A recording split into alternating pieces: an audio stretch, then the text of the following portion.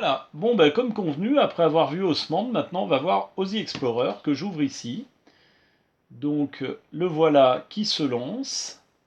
Et voyez là je suis sur une carte IGN, donc qui est centrée sur la maison. Et voyez que là les détails sont quand même beaucoup plus parlants. Alors vous avez remarqué que pour déplacer la carte, un truc plus complexe que sur Aussie, c'est que je dois désactiver le suivi GPS. Donc, eh bien là, on est en terrain connu, puisque là, vous voyez, c'est exactement la carte papier. Alors, l'inconvénient de ce système, c'est comme je vous le disais, on ne peut pas obtenir de guidage.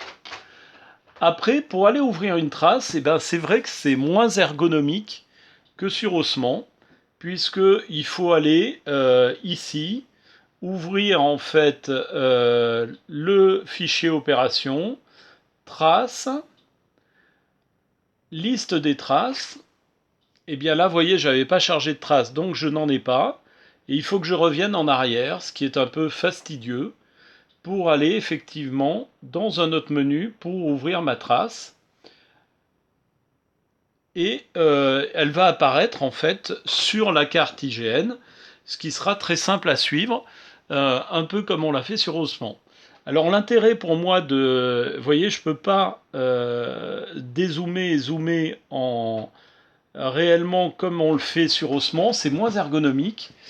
Et puis ce qui est intéressant en fait, c'est quand on est sur une rando avec Aussie Explorer, eh bien effectivement, on a tous les chemins de façon exhaustive.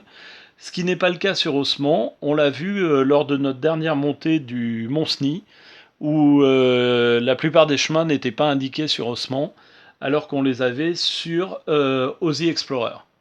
Donc en termes de finesse et de cartographie, Aussie Explorer, c'est beaucoup plus efficace que ne l'est Osman.